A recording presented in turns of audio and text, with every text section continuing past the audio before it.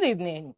Welcome to the news at 4 on Leadership Television. My name is Winifred Ugbebo.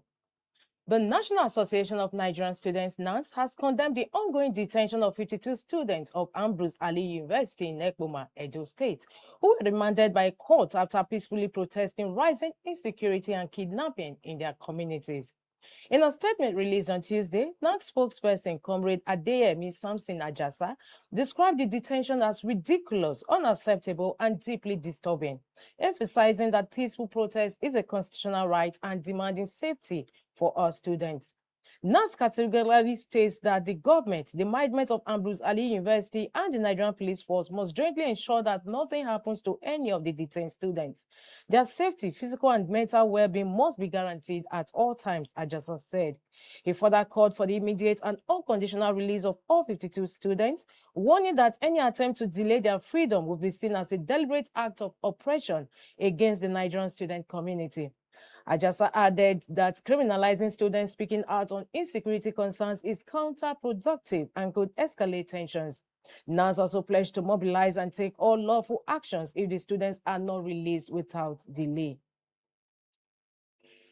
In other news, a former U.S. Navy sailor has been sentenced to more than 16 years in federal prison for espionage after selling sensitive military information to China. Jin Chao Wei, 25, also known as Patrick Wei, was convicted by a federal jury in August 2025 following a 5-day trial and sentenced on Tuesday, January 13. He was arrested in 2023 upon reporting for duty aboard the USS at Naval Base San Diego. Members of the United States military swear to support and defend the Constitution of the United States. Deputy Attorney General Todd Blanche said, "This active duty U.S. Navy sailor betrayed his country and compromised national security, where a machinist made with security clearance transmitted thousands of pages of classified information on weapons, propulsion, and desalination systems to a Chinese intelligence officer. In return, he received more than $12,000 over 18 months. FBI Assistant Director Roman Roshavsky stated, "This sentencing demonstrates the FBI's unwavering commitment to protect sensitive national defense information." Were admitted to his crimes during post-arrest interviews, acknowledging the wrongdoing of his actions. He was convicted on 6 counts, including conspiracy to commit espionage, and unlawful export of technical defense data, but acquitted of naturalization fraud. Former Ekiti State Governor Fayose has clarified that his remark urging Governor Siminalaye Fubara to rely on fasting and prayers was a metaphor, not a spiritual prescription. Speaking on Arise News channel on Tuesday, Fayose explained this is not a spiritual matter, it's a political conflict involving the executive and the legislature. He said his comment was meant to highlight the seriousness of the impeachment threats facing Fubara and the constitutional powers of the Rivers State House of Assembly. Fayose added that political survival depends on dialogue, compromise, and respect for institutions. When you open your doors to the wrong people, problems will come, he said, warning that advisors and allies can worsen internal conflicts. He reiterated that unless deliberate steps are taken to resolve the dispute, the crisis could escalate beyond the governor's control, regardless of prayers or personal strength.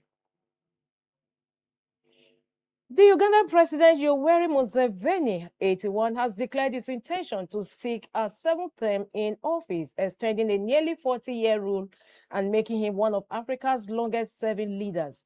Museveni first took power in 1986, promising a break from dictatorship and misrule. Critics say his administration has been marked by corruption, democratic backsliding, and consolidation of power.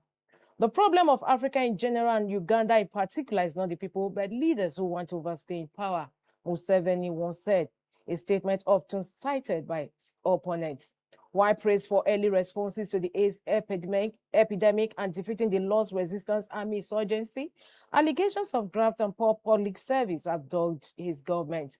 Museveni's main challenger is opposition figure Bobby Wine. Analysts say Museveni is widely expected to win, though questions about succession, particularly involving his son Muhoozi Kainerugaba, have grown. This is less about the results that will be announced, and more about the mood on the ground, said former newspaper editor Charles Onyango Obo. And now sports. A self-proclaimed traditional healer in Mali has been arrested for allegedly defrauding soccer fans after promising that Mali will win the 2025 Africa Cup of Nations. Mr. Sinayago collected over 33,500 euro, around 22 million CFA francs, in donations, assuring supporters his spiritual intervention will secure victory.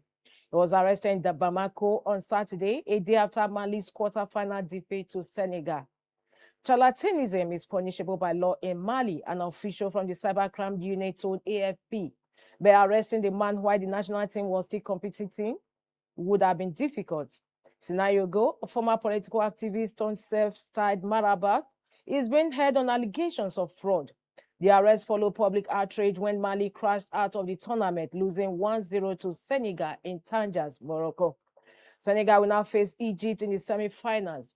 Coaches and players from both teams praised the quality of the match despite the setbacks, with Senegal's Lima Ndiaye scoring the decisive goal. And that concludes the news at Phone Leadership Television. For more, log into www.leadership.ng. Thanks for joining us.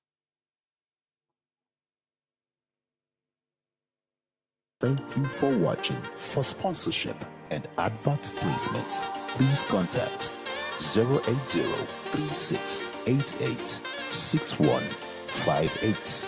Last Word Leadership Podcast Studio. You have the last word.